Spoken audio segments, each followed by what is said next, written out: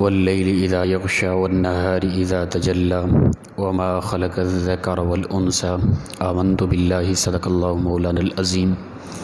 معزز و مکرم سامعین، کروڑا بار شکر ہے اس پروردگار عالم کا کہ جس نے آج کی صبح ہمیں پھر سے زندگی عطا فرمائی اور ہمیں یہ سعادت اور توفیق دی کہ ہم اپنے پروردگار کے ہاں آ کر سجدہ ریز ہوئے۔ اللہ تعالیٰ ارشاد فرماتے ہیں واللیل اذا یغشی، قسم ہے رات کی جب وہ چھا جائے، والنہار اذا تجلی، اور قسم ہے دن کی جب کہ وہ مکمل روشن ہو جائے، وما خلق الذکر والانثی،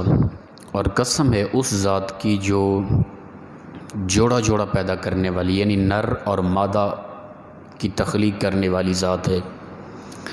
یعنی یہ تین چیزوں کی قسمیں کھائی، رات کی، اس کے چھا جانے کی، یہ ایک اس کی خاص کاریگری ہے نا۔ پوری کائنات مل کر سائنسی آلات کے ذریعے کوشش کر سکتی ہے اب صبح کا وقت ہو رہا ہے ساتھ ہی رات شروع ہو جائے، یہ انسانی قوت کی بس کی بات نہیں ہے، وہی خالق و مالک ہے جو دن رات کو تبدیل کرتا ہے۔ اسی طرح قسم اٹھائی دن کے روشن ہو جانے کی، پھر اس نے اس ذات کی قسم اٹھائی یعنی اپنی قسم اٹھائی کہ اس نے ہر مخلوق کو جوڑا جوڑا پیدا کیا، نر اور مادہ پیدا کیا۔ ان سعیکم لشتی، بے شک فرمایا کہ تمہاری مختلف کوششیں ہیں، ہر بندہ اپنی اپنی کوشش میں لگا ہوا ہے، ہر ایک انسان کی مختلف طبیعت ہے، مختلف سوچ ہے، مختلف مزاج ہے، مختلف کوششیں ہیں۔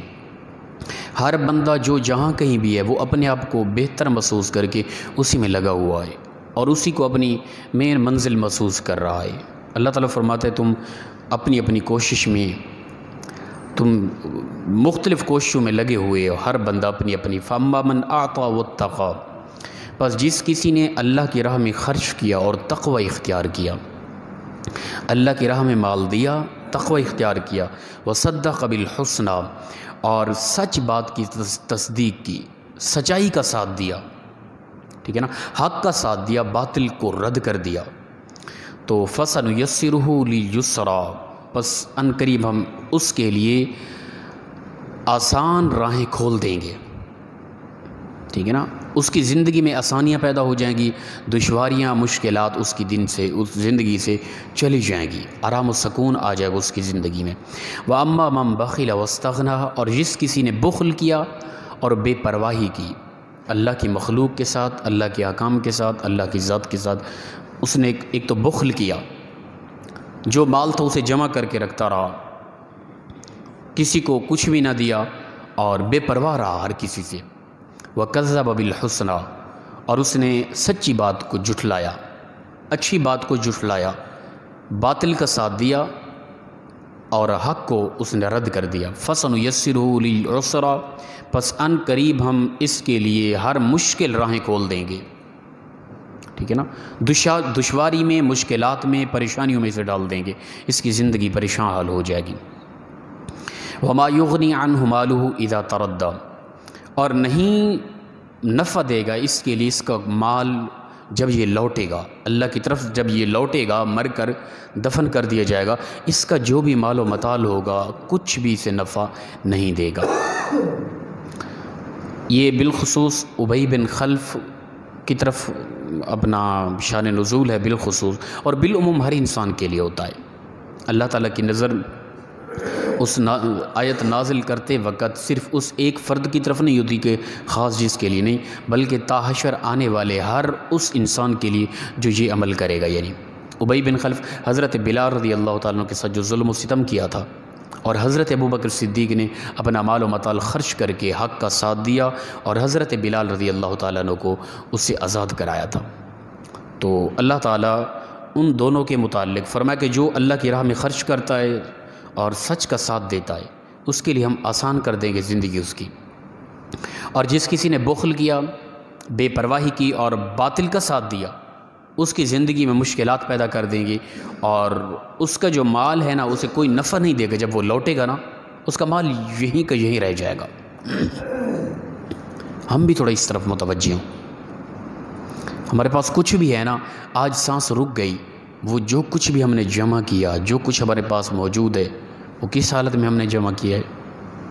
ٹھیک ہے نا، اس میں کس حد تک حلال ہے، کس حد تک حرام ہے. ہم نے تو کوشش کر لی نا، کھانے والے کھائیں گے، پکڑ ہماری ہوگی، اس طرف ہماری توجہ نہیں ہوتی. ہم کہتے کوئی مسئلہ نہیں، اولاد کی پرورش کے لیے اولاد چل سکون کی زندگی جیے گی نا، چاہے وہ کرپشن سے، ملاوٹ سے، سود سے، کسی بھی انداز سے ہے، کچھ جمع کر لے. اولاد نے آتے ہی ممکن ہے انہوں نے کیا کر دے اس مال و متال کے ساتھ. گرفت میری اور آپ کی ہونی ہے، یاد رکھیں. اور اولاد کی بھی طبیعت کے اندر وہ حرام ایسا رچے گا، آنے والی زندگی میں وہ بے نماز ہوگی، نہ انہیں نماز کا پتہ ہوگا، نہ قرآن کا پتہ ہوگا، نہ حیا شرم ہوگی، اس لیے کہ وہ ہم نے اس کو ایک تو تربیت جو کی وہ ہمارے سامنے ہے. پھر جو ہم ان کے پیٹ میں لقمہ پہنچا رہے ہیں نا، وہ کس حد تک حلال گئے، اس طرف ہماری توجہ نہیں ہوتی. اللہ اکبر. حلال کا حرام کا لقمہ اگر پیٹ میں ایک بھی لقمہ ہونا، نماز قبول نہیں ہوتی، اللہ تعالیٰ دعائیں قبول نہیں فرماتا بندے کی. اس طرف اس پرفتن دور میں خاص طور پہ ہم نے توجہ رکھنی ہے. آج کل بالکل ہی بے احتیاطی ہے، کس طرح آ رہا ہے، کس طرح جا رہا ہے، کوئی پتہ نہیں، کوئی خبر نہیں ہے. ان علینا للہدا، بے شک فرمایا ہم پر ہے کہ ہم ہدایت دیں تمہیں، راہ راست پر چلائیں، یہ ہم پر ہے. وَإِنَّ لَنَا لَلْآخِرَةَ وَالْأُولَى، بے شک ہمارے لیے ہے، ہم ہی مالک ہیں دنیا اور آخرت کے، ہماری بادشاہی ہے دنیا اور آخرت میں. دنیا میں کچھ عرصے کے لیے، کچھ لمحے کے لیے، کچھ سالوں کے لیے تمہیں تمہارے پروردگار نے اختیار دے دیا ہے، کچھ چند ٹکے دے دیے ہیں، مال و متال دے دیے. اس قدر غرور و تکبر، اس قدر بے پرواہی کہ خدا کی بارگاہ سے بھی دور چلا گیا انسان کے اندر انسانیت بھی باقی نہ رہی. اچھا یاد رکھیں کہ اللہ کی بارگاہ سے دور کرنے کا بنیادی سبب مال و متال ہوتا ہے. مال کی وسعت انسان کو، اکثر دیکھا ہے مال کی وسعت انسان کو برباد کر دیتی ہے. انسان کی دنیا اور آخرت برباد ہوتی ہے اکثر مال کی وسعت کی وجہ سے. یقیناً یہی مال ہوتا ہے بعض اوقات یہ وسیع ہو جائے تو انسان کی دنیا اور آخرت بہتر بھی ہو جاتی ہے. دنیا میں انسان اپنے اندر انسانیت پیدا کرے، اللہ سے ڈرتا رہے اور اس کا شکر ادا کرے کہ پروردگار تو نے رزق حلال وسیع عطا کیا مجھے، اور اسے اچھے کاموں میں استعمال کرے،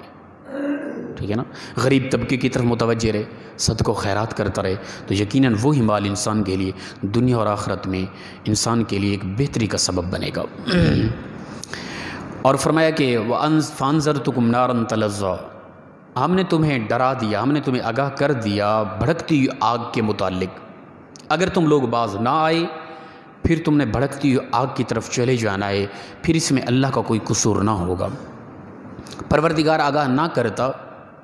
پھر تھا کہ ہمیں پتہ ہی نہیں تھا کہ کون سا عمل کرنے سے انسان جنت جائے گا، کون سے عمل کرنے سے جہنم جائے گا. یہ ہر کسی کو خبر ہے، ہر کوئی جانتا ہے، ہر ایک کو علم ہے. جس طرح وہ روایت ہے نا، یا رسول اللہ کس طرح ہمیں پتہ چلے گا گناہ کیا ہے، ثواب کیا ہے، نیکی کیا ہے. مفہوم روایت ہے، حدیث ہے. اللہ کے محبوب صلی اللہ علیہ وسلم نے فرمایا کہ تمہارے اندر جو بیٹھا ہے نا، یہ تمہارا دل ہے، یہ مفتی ہے، اسی سے فتویٰ پوچھ لیا کرو کہ جو تم کر رہے ہو یہ اچھا ہے یا برا ہے. یہ تمہیں بتا دے گا، یہ تمہیں خود ملامت کرے گا. اگر غلطی کر رہے ہو یہ تمہیں خود ملامت کرے گا، انسان غلط کر رہا ہے تو. اور علم بھی ہوتا ہے کہ یہ غلط ہے، وہ ہمارے نفس سے جو لوامہ ہے وہ ہمیں ملامت کر رہا ہوتا ہے، انسان تو کیا کر رہا ہے، یہ تو اللہ کے احکام کے خلاف کر رہا ہے، یہ تو اخروی زندگی برباد کر رہا ہے، اس کے باوجود بھی ہم کر رہے ہوتے ہیں. تو اللہ فرماتے ہیں کہ ہم نے تمہیں آگاہ کر دیا. لا یصلاھا الا الاشقی، نہیں جائے گا اس جہنم کے اندر، اس بھڑکتی آگ کے اندر مگر وہ انسان جو بدبخت تھا دنیا کے اندر، احکام الہی سے دور تھا، بے نماز تھا، شرابی زانی تھا، بد کردار تھا، بے حیا تھا، بے شرمی تھی اس کے اندر، کوئی احساس انسانیت نہ تھا، بے پرواہ تھا، بے لغام ہو چکا تھا. اس کو اللہ کا حیا نہ تھا، رسول اللہ صلی اللہ علیہ وسلم کا حیا نہ تھا، انسانیت کا کوئی حیا نہ تھا. عجیب فطرت تھی اس کی، عجیب طبیعت ہو چکی تھی، اپنی ذات کو یہ محض اہمیت دیتا تھا، اور یہ اکثر ہمارے ہاں پایا جا رہا ہے. تو فرمایا کہ جہنم کے اندر، اس بھڑکتی آگ کے اندر سوائے اس بدبخت کے اور کوئی نہیں جائے گا کہ وہ جس نے الذی کذب وتولی، وہ جس نے جھٹلایا اور منہ پھیرا، اللہ کے احکام کو جھٹلایا اور اسے منہ پھیرا. اس کے اندر زیادہ تر وہ طبقات ہیں، جس طرح ہمارے بزرگ ادھر موجود ہیں، اکثر ہمیں بتاتے رہتے ہیں کہ کچھ ایسا بھی طبقہ ہے کہ جو اپنے آپ کو ایک دیندار اور صوفیاء میں سے تصور کرتا ہے، اور قرآن اور نماز سے اس قدر کوسوں دور ہے کہ اللہ معاف کرے، اور انہیں الزام کیا ٹھہرانا ہوتا ہے، یہ مولوی والی نماز یہ نہیں پڑھنی ہے، ہم نے نماز اصل دل کی ہوتی ہے، پتہ نہیں وہ کون سی دل کی نماز ہے جو رسول اللہ صلی اللہ علیہ وسلم نے تو اس طرح کی نہیں پڑھی، جو انہوں نے معاشرے کے اندر آج عوام الناس کی طبیعت کے اندر ایک چیز پیدا کر دی ہے۔ نماز یہی ہے جو عام قرآن اور حدیث بتا رہا ہے ہمیں، یہ پتہ نہیں کہاں سے یہ تصوف کی نماز اپنی من گھڑت کہانیاں سنا کے عوام الناس کے اندر، یہ دجال ہیں، یہ فتنہ ہے، اس امت کے اندر یہ پیدا ہونا ہے، دین کے نام پر، تصوف کے نام پر ان لوگوں نے امت کو جہنم کے اندر لے کر جانا ہے، اور ان سے احتیاط کریں۔ یہ دکاندار لوگ ہیں، انہوں نے مارکیٹیں کھولی ہیں، اللہ تعالیٰ حفاظت فرمائے ہم سب کو۔ آگے فرمایا کہ وَسَيُجَنَّبُهُ الْأَتْقَى، اور اس سے نجات پا جائے گا وہ جو پرہیزگار تھا، متقی تھا، وہ جہنم سے نجات پا جائے گا۔ الَّذِي يُؤْتِي مَالَهُ يَتَزَكَّى، وہ کہ جس نے اپنا مال دیا، غریبوں کو خرچ کیا اپنے آپ کو پاک کرنے کے لیے، اپنے مال کو پاک کرنے کے لیے، تزکیہ نفس کے لیے جس نے اپنا مال خرچ کیا، اس کو پروردگار جہنم سے محفوظ کر لے گا، جس نے تقوی اختیار کیا، پرہیزگاری کی۔ وَمَا لِأَحَدٍ عِندَهُ مِن نِعْمَةٍ تُجْزَى، اور کسی ایک کے پاس بھی اس کے لیے کوئی احسان کی توقع نہ تھی کہ وہ کسی پر کو مال دے رہا ہے، کسی غریب کی معاونت کر رہا ہے، کسی کا ساتھ دے رہا ہے، اور پھر وہ یہ سوچے کہ میں اس سے صلہ لوں گا، یہ اس کے تصور میں بات نہیں ہے، یہ اخلاص کی بات کی جا رہی ہے۔ ہمارے ہاں تو ہوتا ہے نا کہ یہ ہمارا سیاستدان طبقہ، انہوں نے کیا کرنا ہوتا ہے کہ کسی غریب طبقے کو کوئی چھوٹی سی چیز دیں گے نا، پکچریں الگ بنے گی، ویڈیو الگ بنے گی، وہ الیکٹرانک میڈیا، سوشل میڈیا، ان کی شہرت ہو رہی ہے ماشاءاللہ، شہرت کے لیے یہ سب کچھ کیا جا رہا ہوتا ہے۔ چھوٹی سی چیز دے کر غریب کی غربت کا مذاق اڑایا گیا، اور اپنی سخاوت کی تشہیر کی کہ ہم بڑے ماشاءاللہ سخی آ گئے ہیں۔ اب دیکھیں گے، آپ کو نظر آئے گا چھوٹی چھوٹی چیزیں دیتے ہوئے پکچریں بن رہی ہوتی ہیں۔ تو اللہ تعالیٰ فرماتے ہیں کہ وہ انسان جس کے تصور میں بھی نہیں ہے کہ میں کسی کی تعاون کر رہا ہوں اور پھر اس سے کوئی میں صلے کا کوئی تصور میں سوچوں، نہیں، فرمایا کہ الا ابتغاء وجہ رب الاعلیٰ، محض اس کی توجہ اس طرف ہوتی ہے کہ وہ اپنے رب الاعلیٰ کی رضا کو تلاش کر رہا ہوتا ہے، اپنے رب کو راضی کرنے کے لیے وہ کسی کا تعاون کرتا ہے، کسی کے ساتھ بھلائی کرتا ہے، کسی کو کچھ عطا کرتا ہے، اپنا مال خرچ کرتا ہے، کسی کے ساتھ پیار محبت حسن سلوک رکھتا ہے، صرف اللہ کو راضی کرنے کے لیے، بس اپنی سخاوت کی تشہیر، اپنے آپ کو ایک دنیا کے اندر اوپن کرنا مقصد جن کا ہے، وہ لوگ یاد رکھیں کہ ان کو دنیا کے اندر اللہ تعالیٰ وہ کچھ عطا کر دیتا ہے، وہ چاہتے ہوتے ہیں، آخرت میں ان کے لیے کوئی صلہ نہیں ہے۔ وَلَسَوْفَ يَرْضَى، ایسے لوگوں کے لیے پروردگار ان قریب راضی ہو جائے گا، جو اللہ کی رضا کے لیے تقوی اختیار کرتے ہیں، اللہ کی رضا کے لیے مال خرچ کرتے ہیں، اچھے انسان ہیں، حق کا ساتھ دیتے ہیں، سچی بات کا ساتھ دیتے ہیں، اللہ تعالیٰ ان کے لیے آسان کر دے گا راہیں، اور ان قریب پروردگار ان پر راضی ہو جائے گا۔ تو لہٰذا مال ایک فتنہ ہے، مال انسان کو خراب بھی کر دیتا ہے، مال انسان کی دنیا آخرت بہتر بھی کرتا ہے۔ تو لہٰذا ہم نے دیکھنا ہے کہ کہیں ہمارا مال ہمیں راست سے ہٹا تو نہیں رہا،